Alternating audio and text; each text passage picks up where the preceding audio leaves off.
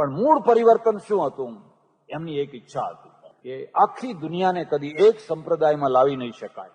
હજારો લોકોએ પ્રયત્ન કર્યા કે બધાને એક કરી નાખીએ, 999 ને મારીને એક કરી નાખીએ, ખંડન કરીને એક કરી નાખીએ, પણ કદી ખંડન કરીને કોઈને એક કરી શકાશે? ત્યારે શું કરશું? ત્યારે જે છે એ બધામાં એક ભાવ ઉભો કરો, એક ભાવ ઉભો કરો. અને એક ભાવ ઉભો કરવા માટે એમણે પોતાના જીવનથી પ્રયોગ કર્યા. એમણે કેટલાય ટાઈમ સુધી રામની ભક્તિ કરી. રામ હનુમાન થઈને, પોતે હનુમાન પૂંછડું રીતસરનું બાંધ્યું, ઝાડ ઉપર ચડી જાય અને રામ સિવાય બીજો શબ્દ ના બોલે. તન્મય થઈને એમને રામની ભક્તિ કરી, એમને હનુમાનની ભક્તિ કરી, કૃષ્ણની ભક્તિ કરી. ત્યારે ગોપી થઈ ગયા, બિલકુલ ગોપી ભાવ. એટલું જ નહીં, એમણે ક્રિશ્ચિયાનિટીની ઉપાસના કરી અને થોડોક ટાઈમ સુધી એ મુસલમાન પણ થયા. નમાજ પડે રીતસરની, ત્યારે કાલીના દર્શન કરવાય ના જાય, મૂર્તિને માને નહીં, બિલકુલ કાલીની પાસે જાય નહીં. ઉર્દુ બોલે, ફારસી બોલે, બધા પ્રયોગો કર્યા. અને આ પ્રયોગો લોકોને બતાવવા માટે નહીં, પણ એમ સિદ્ધ કરવા માટે. જ્યારે જે પ્રયોગ કર્યો ને એને સિદ્ધ કરીને બતાવી દીધો. એકમ સદ વિપ્રા બહુધા વદંતી.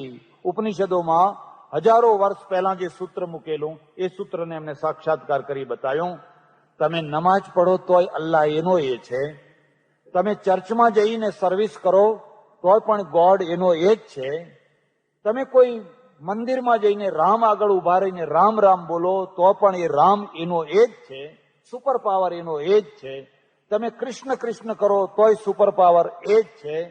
અને તમે કાલી કાલી કરીને મા કરો તો પણ સુપર પાવર એ જ છે. અને જે આવનારો એજ્યુકેટેડ જે વર્ગ, શિક્ષિત વર્ગ, એ અભિભૂત થઈ ગયો. બ્રહ્મો સમાજને ખાડી નાખ્યો. આ નિયમ છે. ગાંધીજીએ આર્ય સમાજને ખાડી નાખ્યો અને રામકૃષ્ણ પરમહંસે બ્રહ્મો સમાજના પૂરને ખાડી નાખ્યું. જો એ ખાડવામાં ના આવ્યું હોત તો બંગાળની દશા એ થયું હોત કે એક પ્રકારની ઇન્ડિયન ક્રિશ્ચિયાનિટીની નવી આવૃત્તિ બંગાળ ઉપર ફેલાઈ ગઈ હોત. પણ બધા મોટા મોટા નેતાઓ આવે અને રામકૃષ્ણની જુએ, એમની ભૂમિકા જુએ, એમના અંતરના સ્વરૂપને જુએ અને બદલાઈને ચાલ્યા જાય. અભણ માણસ ઉપર બેઠો હોય ને ભણેલા નીચે બેઠા હોય, પણ એમની કીર્તિથી થોડાક લોકોને પીડાય થાય કે ના થાય? યશ શત્રુ વિનાનો હોતો જ નથી. જેમ જેમ તમારી કીર્તિ વધે એમ તમે ઈચ્છો કે ન ઈચ્છો, શત્રુઓ વધવાના ને વધવાના. થોડાક લોકોને બહુ જ વિરોધ થાય. આ અભણ માણસ, સંસ્કૃતનો શ્લોકે આવડતો નથી અને આટલું મોટું જોવાને કેવું જમાવીને બેઠો છે. બધા પ્રયત્નો કર્યા, ઘણી રીતે પ્રયત્નો કર્યા, પણ થાક્યા. છેવટમાં એક પ્રયત્ન કર્યો, એમ કરો આપણે એને કલંક લગાડી દો, અને કલંક લાગશે એટલે લોકો આપોઆપ જતા બંધ થઈ જશે. એક વેશ્યાને સાધી, સરસ મજાના ભદ્ર પુરુષ જેવા કપડાં પહેરી, ભદ્ર મહિલા જેવા, અને ગયા અને કહ્યું, મહારાજ મારે ત્યાં પધરામણીમાં આવશો? મારે ઘરમાં પણ કીર્તન ને એવું બધું રાખું? કે આવીશ, સહજ ભાવથી, ભોળા ભાવથી. અને આખી ચોકડીએ બધું ગોઠવી રાખેલું કે અંદર જાય અને આપણે તરત જ ફજેતો બરાબર કરવો. ઉપર મેળા ઉપર બાઈ રે.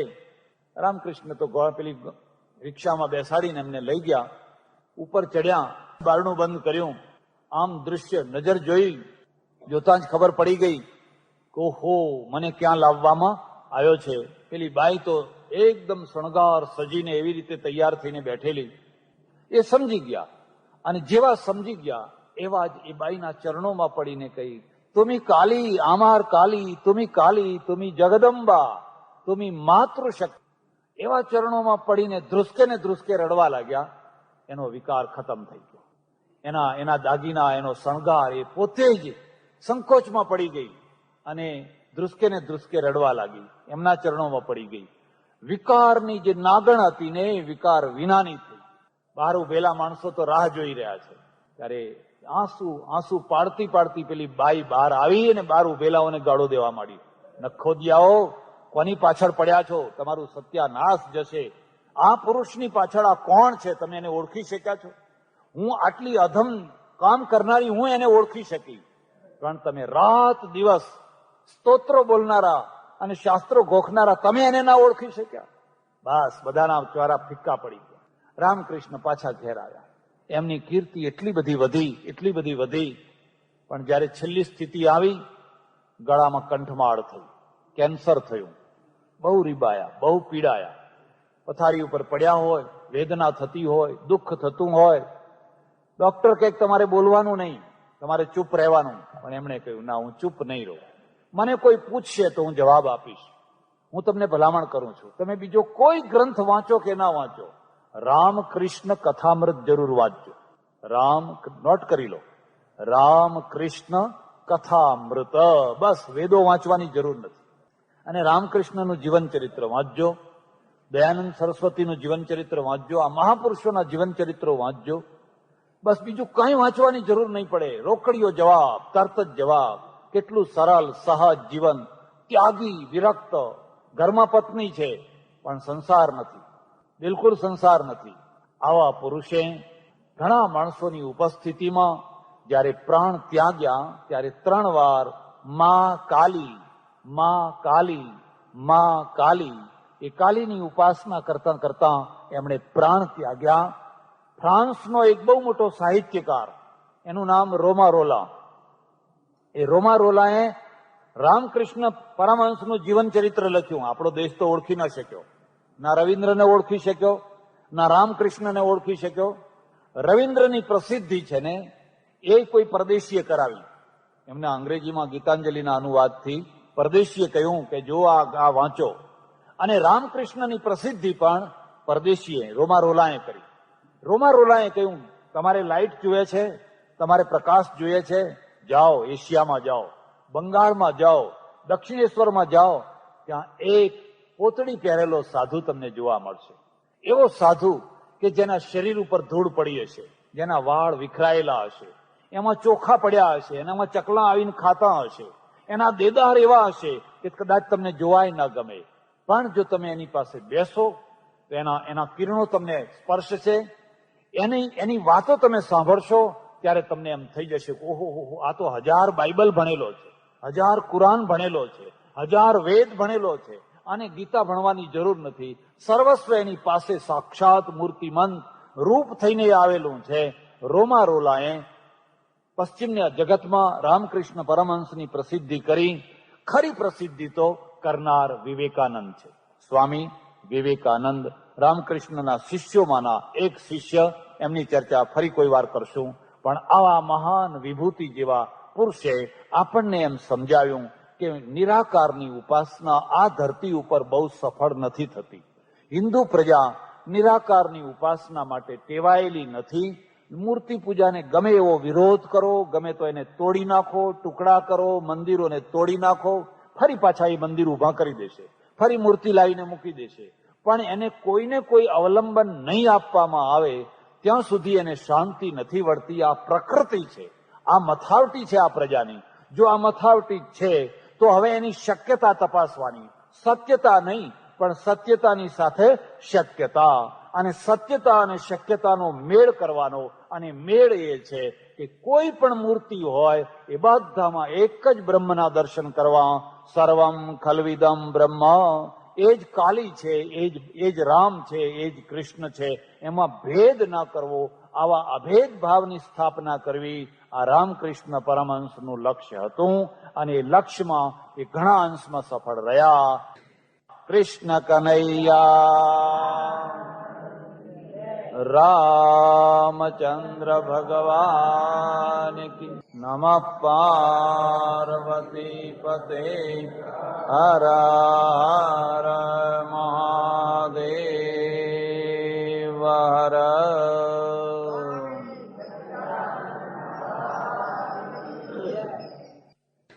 તારીખ 20/5/1986 ભક્તિ નિકેતન આશ્રમ પેટલાદ દંતાલી. સંત ચરિત્ર ઉપર પ્રવચન, પ્રવક્તા સ્વામી સચ્ચિદાનંદ પરમહંસ.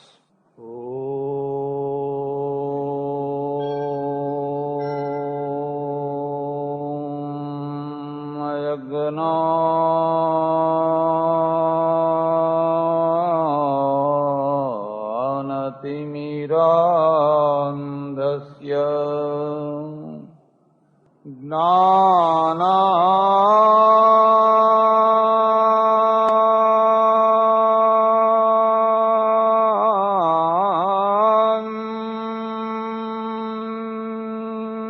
જન શલાકયા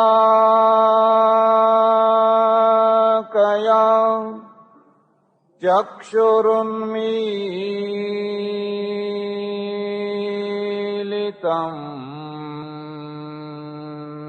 યેન તસ્મૈ શ્રી ગુરવે નમઃ. કૃષ્ણ કનૈયા લાલ કી, રામચંદ્ર ભગવાન કી. નમઃ પાર્વતી પતે હર હર મહાદેવ હર.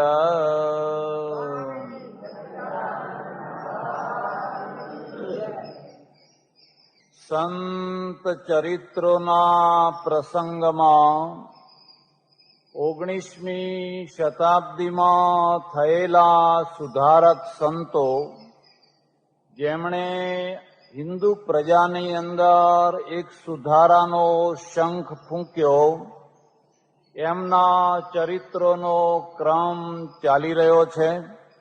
આ ક્રમને વધારે સારી રીતે સમજવો હોય તો થોડી વાતો સમજવા જેવી છે. કોઈ પણ પ્રજા હોય એના સામે મુખ્યતઃ 4 પ્રશ્નો હોય છે. લખવા હોય તો લખી લેજો.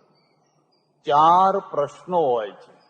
રાજકીય પ્રશ્ન, સામાજિક પ્રશ્ન, ધાર્મિક પ્રશ્ન અને આર્થિક પ્રશ્ન.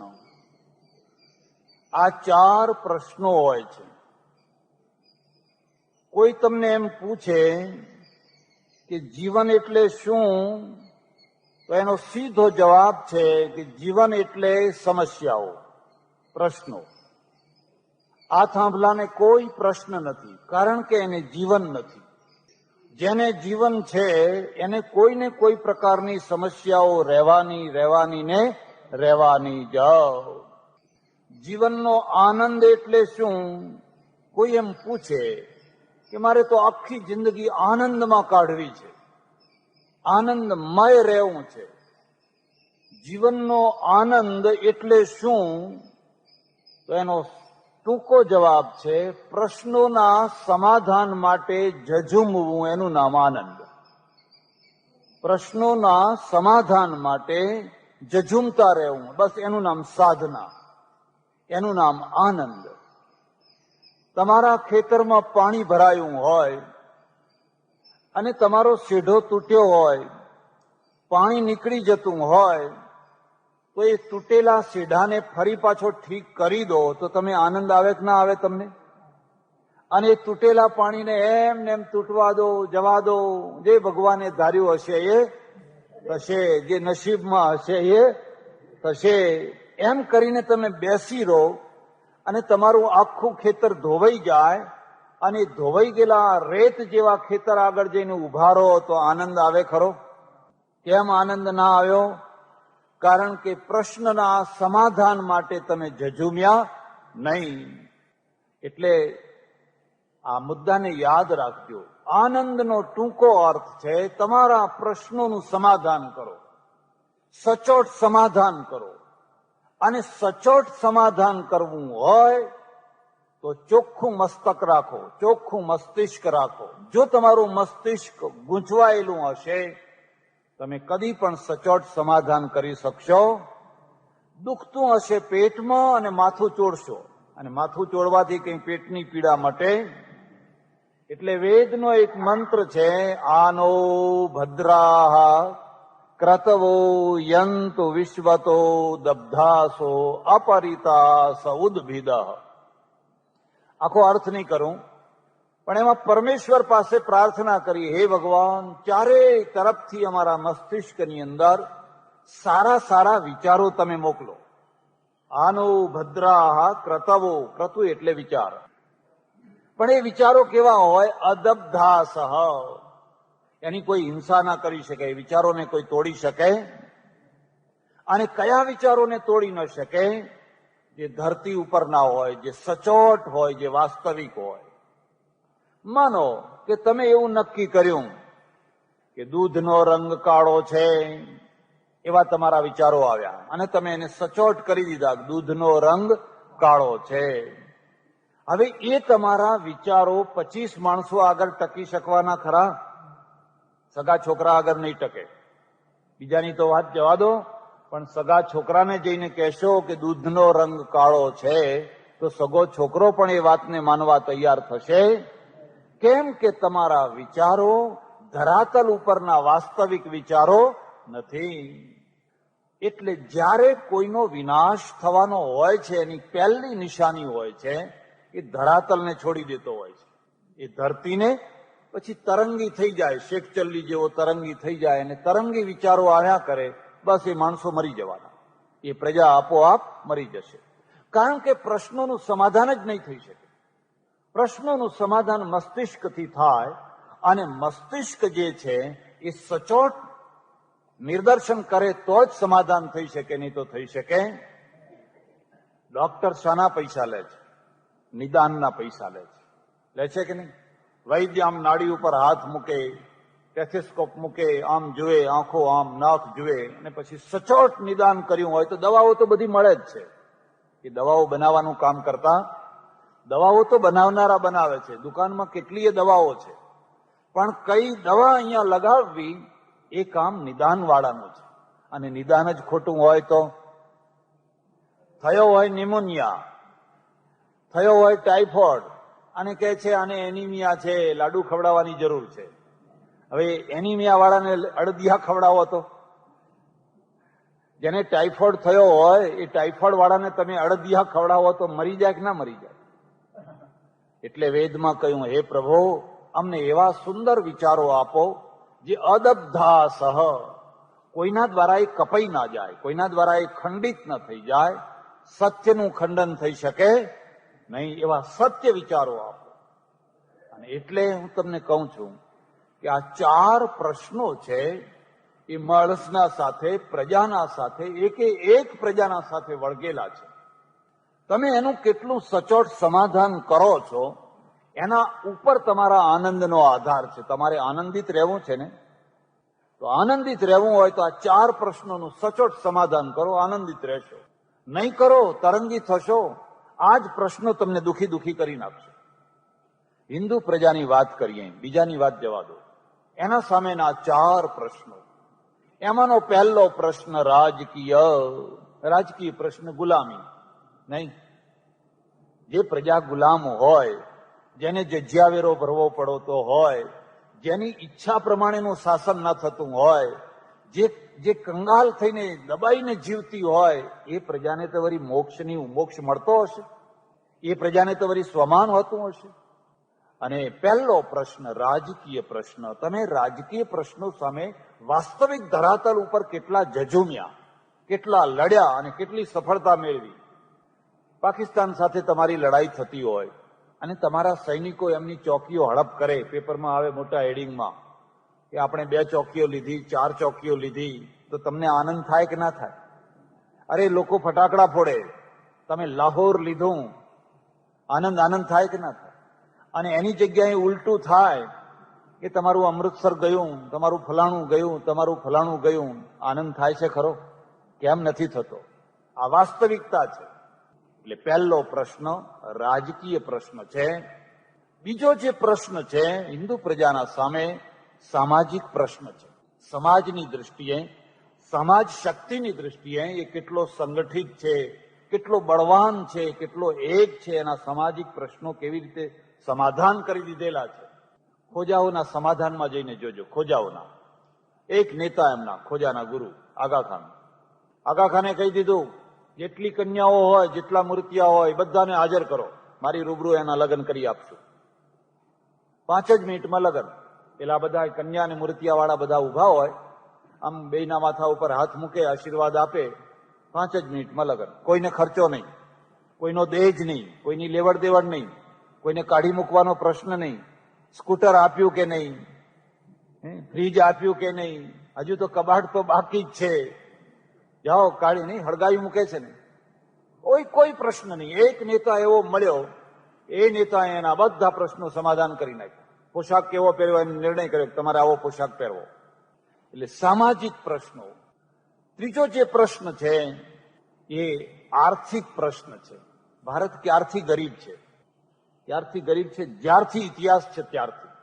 પેટલાદમાં 2 નગર શેઠ હોય, ચાર લોકો સુખી હોય, 25 લોકો સુખી હોય, પણ બાકીની પેટલાદની 25,000ની વસ્તીમાં કેટલા લોકો સુખી હોય? શું 2-5 ઘર સુખી હોય એનું નામ તમે સુખ માનો છો?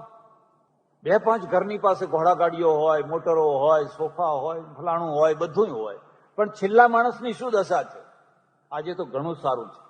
નોકરી મળે છે, રોજી મળે છે, લોકોને પૈસો મળે છે. 50 વર્ષ પહેલાનો જો જમાનો તમે જુઓ અને 200 વર્ષ પહેલાનો જુઓ તો વાત જ કરવાની. ખેતી એ જ મુખ્ય, અને ખેતીમાં દુકાળ પડ્યો હોય. આજે તો દુકાળ છે, પણ આ ટ્યુબવેલના કારણે જીવાય છે, નહેરોના કારણે જીવાય છે, માણસના પુરુષાર્થના કારણે જીવાય છે. એ તો બધું બળીને ખાક થઈ જાય. ખેડૂતને જ ઘરમાં ના હોય તો ખેડૂતના આધારે જીવનારો મજૂરીઓ વર્ગ શું કરવાનો હતો? ભૂખ મરો ને ભૂખ મરો. કોઈના શરીર ઉપર કપડું ના હોય, કોઈના ચહેરા ઉપર તેજ ના હોય. ભય ને ભય. આર્થિક પ્રશ્ન. ભારતની હિન્દુ પ્રજાના સામે ધાર્મિક પ્રશ્ન, અને ધાર્મિક પ્રશ્ન એ મોટામાં મોટો રહ્યો એક અંધશ્રદ્ધાનો અને બીજો પલાયનવાદનો. 2 મોટા પ્રશ્નો. થોડીક છણાવટ કરીશ તો ખ્યાલ આવશે. તમે કોઈ વ્યક્તિની મહત્તા આંકવા બેસો ને તો આ તમારે જોવાનું. એમણે કેટલા ચમત્કાર બતાવ્યા, ફેંકી દો કચરામાં, એ વાતોને ફેંકી દો. એક કબૂતર જીવતું કરી દીધું, એક મરેલી ગાય જીવતી કરી દીધી, એ બધું જીવતા કરી દીધા, એ વાતો જવા દો. એથી કોઈ પ્રજાનું કલ્યાણ થવાનું? હું તમને એક કબૂતર જીવતું કરીને બતાવું, એક મરેલી ગાયને હું જીવતી કરીને બતાવું ને તમે મારા પાછળ વળગી જશો, તમારું કશું ભલું થવાનું? ઇઝરાયલમાં જઈને જુઓ, જાપાનમાં જઈને જુઓ, કેટલા કબૂતર જીવતા કર્યા, કેટલી ગાયો જીવતી કરી. અરે આ તો બધી કથાઓ છે, રચેલી કથાઓ છે. એમાં પડશો નહીં, અને એમાં પડશો તો કોઈનું ભલું થવાનું? પહેલામાં પહેલો પ્રશ્ન છે, એ પ્રજાની દરિદ્રતા દૂર કરવા માટે શું કર્યું? એના પેટનો ખાડો ભરવા માટે બસ પરલોક બતાયા કર્યો. આવતો લોક તમારો સારો થશે, પણ હમણાં આ લોકનું તો વાત કરો. આવતા લોકની વાત પછી, પણ હમણાં આ લોકની તો વાત કરો. આ 4 પ્રશ્નો જો તમે કોઈ વ્યક્તિની મહત્તા આંકવા બેસો તો એને પૂછજો. આર્થિક રીતે એને દેશને શું આપ્યું? સામાજિક રીતે એને કેટલો ન્યાય આપ્યો? રાજકીય રીતે એને ગુલામીના અંશો કેટલા ઓછા કર્યા? પ્રજા કેટલી ખુમારીવાળી થઈ? રામદાસ સ્વામીએ કર્યું કે ના કર્યું? રામદાસ સ્વામીએ એક શિવાજીને ઉભા કર્યા. હું ઘણી વાર વિચાર કરું કે 1000 જો રામદાસ થયા હોત તો 1,00,000 શિવાજી થયા હોત. પણ એક જ રામદાસ થયો, બીજો કોઈ ન થયો તે ના જ થયો. એક રામદાસ ઉભા થયા, એને રાજકીય પલટાઈ, આખી બાજી પલટાવી નાખી, ઘોર નિરાશામાં. એટલે એમનું મૂલ્યાંકન જયારે કરીએ ત્યારે એ નહીં જોવાનું કે એમને કોઈ કબૂતર જીવતું કર્યું હતું, કે 400 માણસની રસોઈમાં 2000 માણસો જમાડી દીધા હતા, એવી વાતોમાં નહીં પડવાનું. અને પ્રેરણાનું, મસ્તિષ્કનું કામ રામદાસ કરતા હતા. કોઈ પણ મહાપુરુષને જો મહાપુરુષ તરીકે એનું મૂલ્ય કરવું હોય, ભલા થજો, ચમત્કારોમાં ના પડશો. એ તો અફીણ છે તમને ઊંઘાડવા માટે, એ તો પાછે વળગાડવા માટે.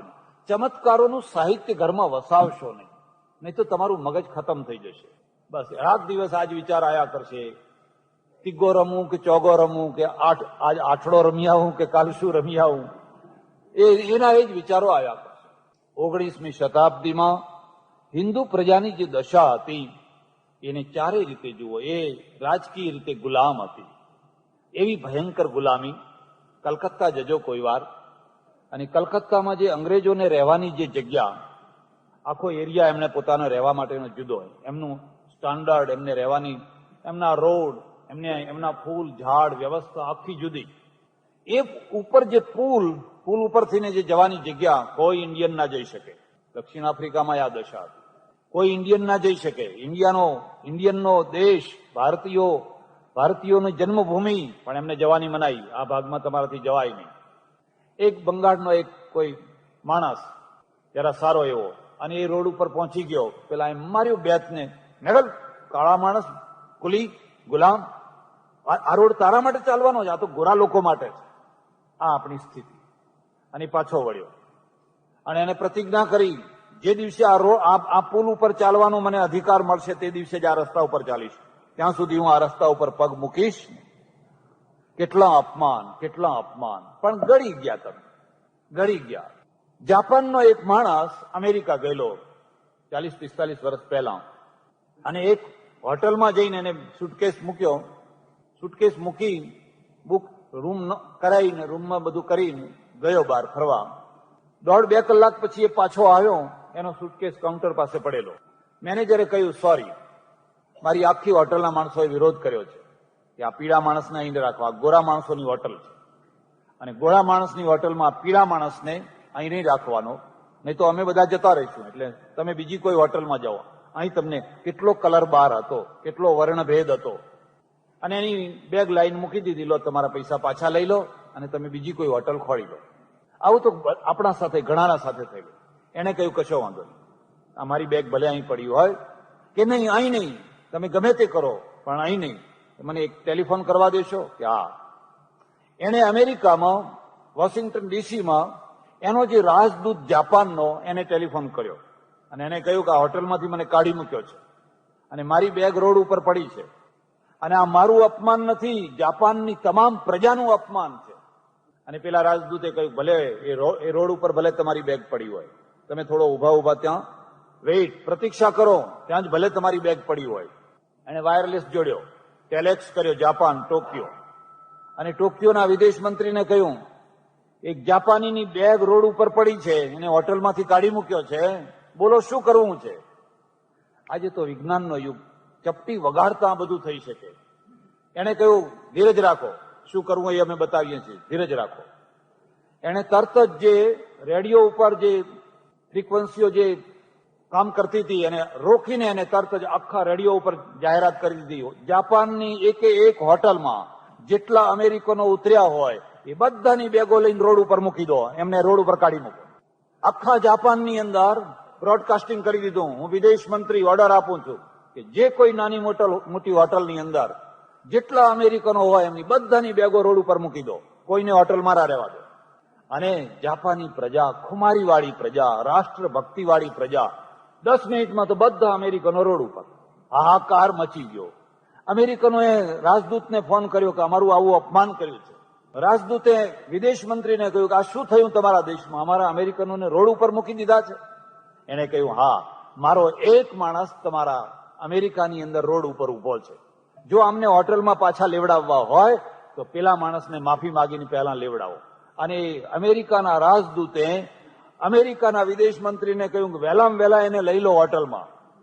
1.5 ને 2 કલાક થતા તો હોટલ ઉપર તાર આવ્યો કે એને માફી માંગીને પાછા લઈ લો. અને મેનેજર આવી અને કહે છે, સોરી, માફ કરજો, ચાલો તમારો રૂમ તૈયાર છે અને અમે તમને માનપૂર્વક રાખીએ. પ્રજાએ પ્રશ્નનું સમાધાન કર્યું કે ના કર્યું? એનો આનંદ કેટલો આવે, એનો આનંદ આવે, એનું નામ આનંદ કહેવાય. તમે પ્રશ્ન સામે જજુમ્યા અને જજુમીને વિજય મેળવ્યો અને એ પ્રશ્નને સોલ્વ કર્યો, બસ હવે તમને આનંદ છે. આજે આનંદ છે ને ત્યારે આનંદ છે. પણ તમે નીચું મોઢું કરીને બેગ લઈને આ હોટલ ને પેલી હોટલ ફર્યા હોત, રાજદૂતના પાસે ગયા હોત, રાજદૂત કે હું શું કરું, હું શું જાણું, પેલાના પાસે ગયા, થાકીને અંતે કંઈક સમાધાન કરી લીધું હોત તો એનો આનંદ તમે મેળવી શક્યા હોત. એટલે પ્રજાના પાસે જે 4 પ્રશ્નો, એમાંનો જે પહેલો પ્રશ્ન હતો એ રાજકીય પ્રશ્ન હતો. તમારે સ્વમાનથી જીવવું છે, ખુમારીપૂર્વક જીવવું છે પોતાના દેશમાં, એટલે આ પહેલો પ્રશ્ન.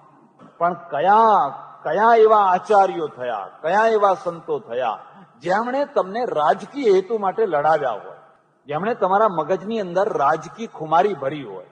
આંગળીના વેઢે ઘણા એવા 1, 2, 4, બાકી બધા એક જ કક્કો ઘૂંટાવે રાખે. આ પ્રપંચ મૂકોને પડતો, તું બ્રહ્મ છે અને આ જગત તો મિથ્યા છે, અને આ જગત છે જ નહીં, પ્રપંચ જ છે. આ પ્રપંચમાં પડવાની શી જરૂર, હેડો હિમાલયમાં ગુફામાં જઈને બેસીએ, થઈ જાવ સાધુ. એટલે પ્રજા મરી ગયેલી. પ્રજા કોઈ દિવસ આવી પ્રજા સ્વમાનપૂર્વક જીવી શકે? ધર્મમાંથી એને સંઘર્ષ મળ્યો નહીં, ધર્મમાંથી પલાયનવાદ મળ્યો. એને સામે લડવાની જે પ્રેરણા મળવી જોઈએ એક મુસલમાનને જે પ્રેરણા મળે છે એ હિન્દુ ધર્મને, એ હિન્દુ અનુયાયીને એ પ્રેરણા મળતી નથી મળતી. એનું આ પરિણામ આવ્યું. આર્થિક રીતે કંગાલિયતની કોઈ સીમા નહીં, ગરીબાઈ ગરીબાઈ ગરીબાઈ. અને એ ગરીબાઈના સામે ઝઝુમવાની જગ્યાએ આપણે બધાએ લોકોના મગજમાં એક વાત ભરી દીધી, આ તો પૂર્વના કર્મ છે ભાઈ. પૂર્વમાં કર્યું હોય તો આપ્યું હોય તો મળે, ના આપ્યું હોય તો ગરીબાઈ ભોગવો. એટલે ગરીબાઈને સંબંધ જોડી દીધો પૂર્વજન્મ સાથે, અને પૂર્વજન્મ સાથે જોડી દીધો એટલે સંઘર્ષનો કોઈ પ્રશ્ન રહ્યો. હવે કેમ લોકો સુખી થયા? દુનિયાના લોકો કેમ સુખી થયા?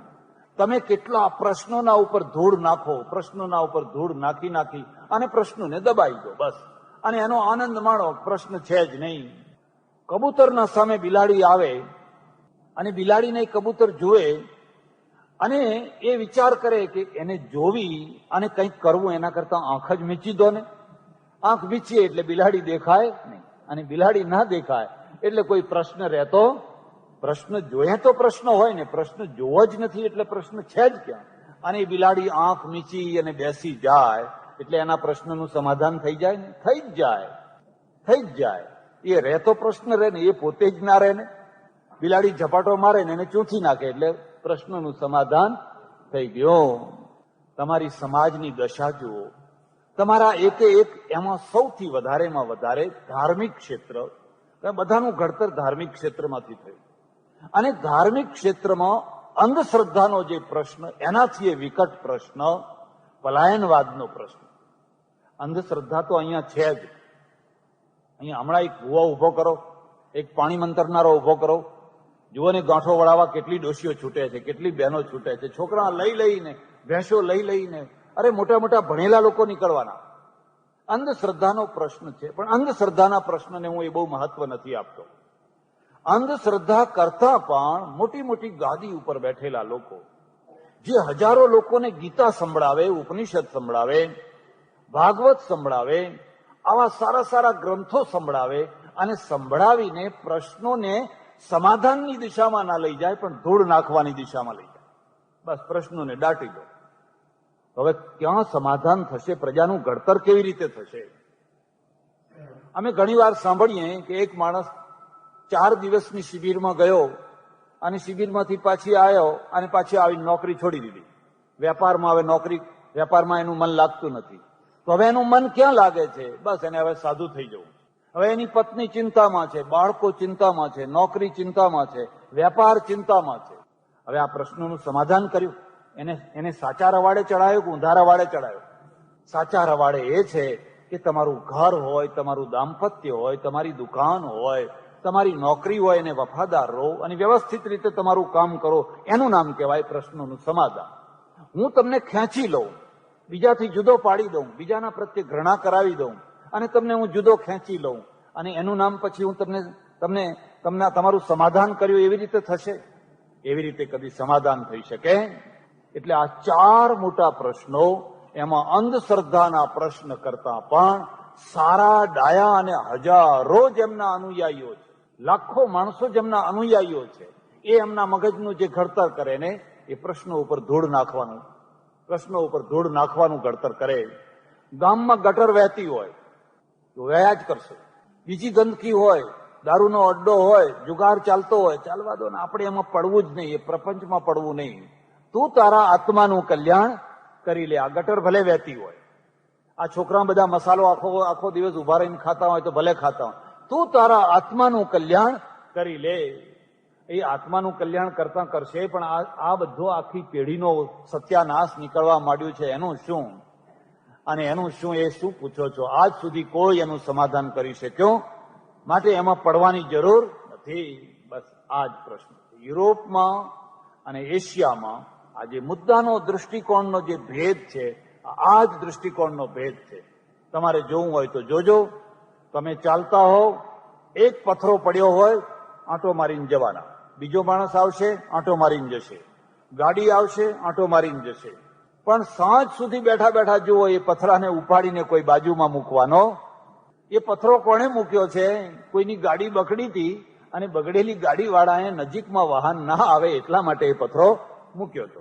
પછી એની ગાડી તો સુધરી ગઈ ને, એ ગાડી લઈને ચાલતો જ થઈ ગયો. પણ પથ્થરો ત્યાંને ત્યાં છે. હવે એ મૂકે કોણ?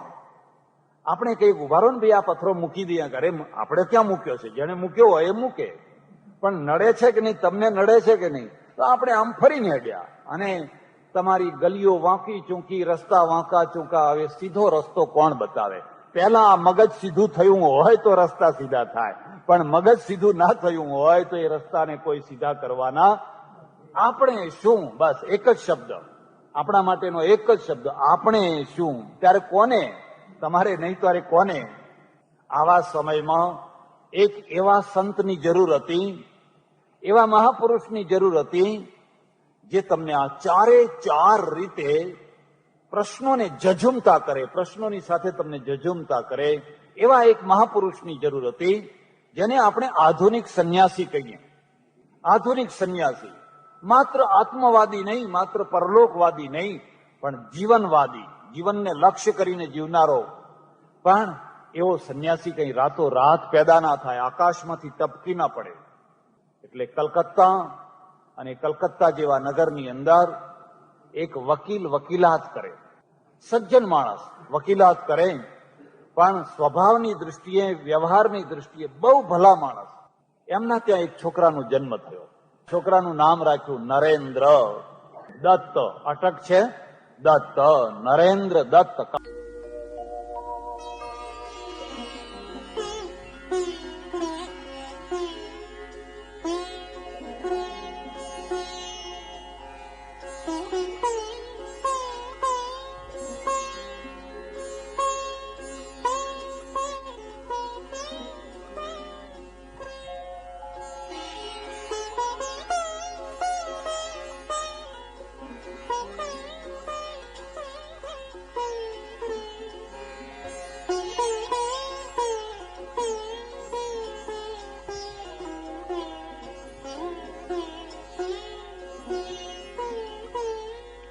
संत मिलन को जाइए,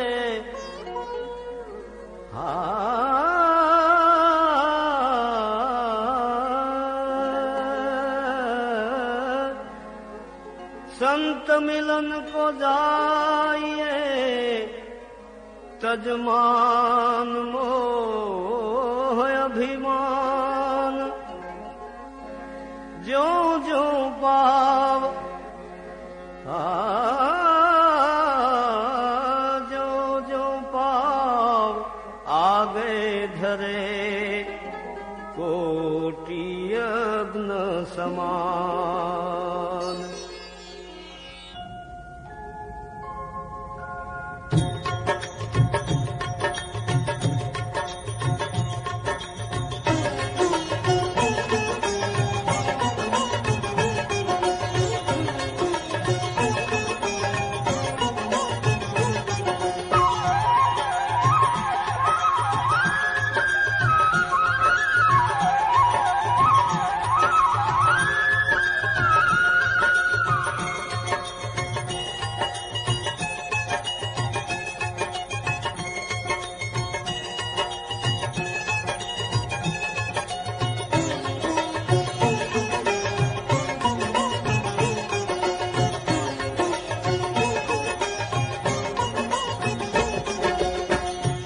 आनंद संत फकीर करे, आनंद संत फकीर करे, जो आनंद संत फकीर करे, वो आनंद नाही अमीरी में, आनंद संत फकीर करे। सुख दुख में समता साध रहे, सुख दुख में समता साध रहे, सुख दुख में समता साध रहे, सुख दुख में समता साध रहे, कुछ खौफ नहीं जागीरी में, जो आनंद संत फकीर करे, आनंद नाही ए अमीरी में, जो आनंद संत फकीर करे।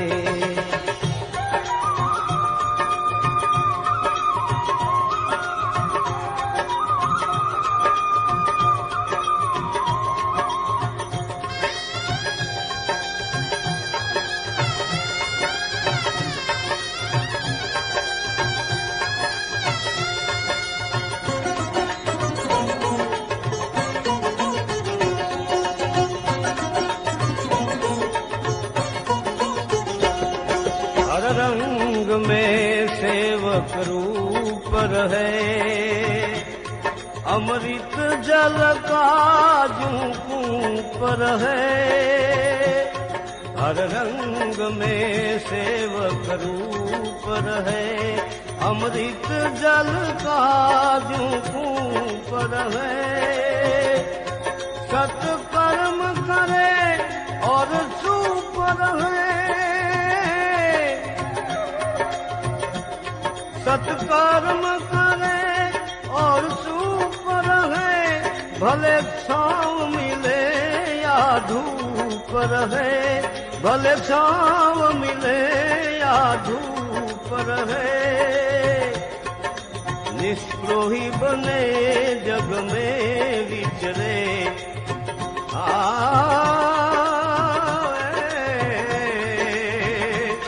निष्प्रोही बने जग में विचरे।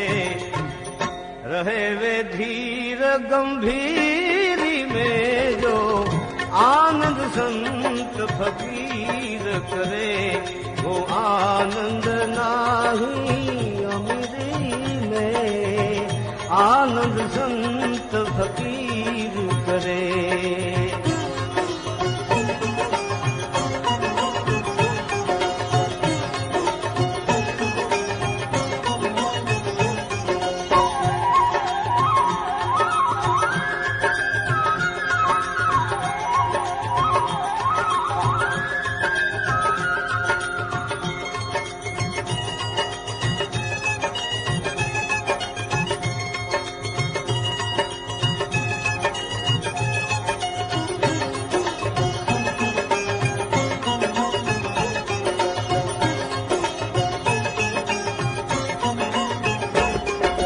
जग कारण कारण देह धरे, सत सेवा करे जग पाप हरे। जग कारण कारण देह धरे, सत सेवा करे जग पाप हरे। जिज्ञासु के घट में ज्ञान भरे, जिज्ञासु के घट में ज्ञान भरे। सतवाणी सदा मुख से उचरे, सतवाणी सदा मुख से उचरे। क्षण रिपु को बस कर रंग में रमे,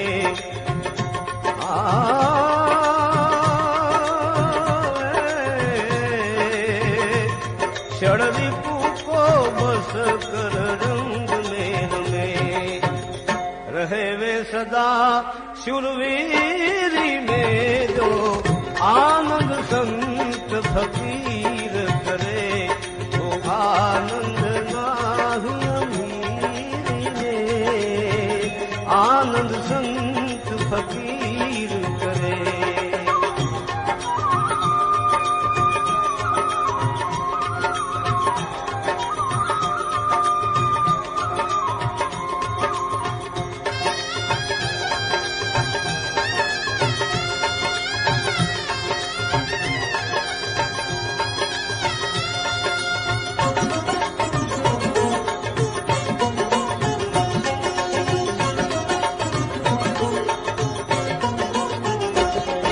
सदबोध जगत में आई कहे, सतमार्ग को दिखलाई कहे। सदबोध जगत में आई कहे, सतमार्ग को दिखलाई कहे।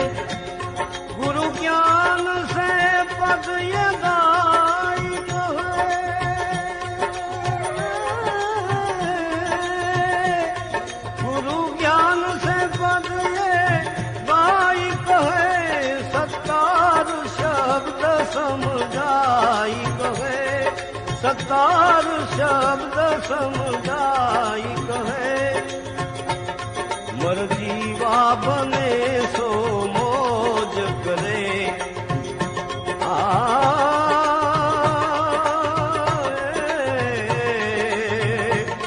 मर्जीवा बने सो मौज करे।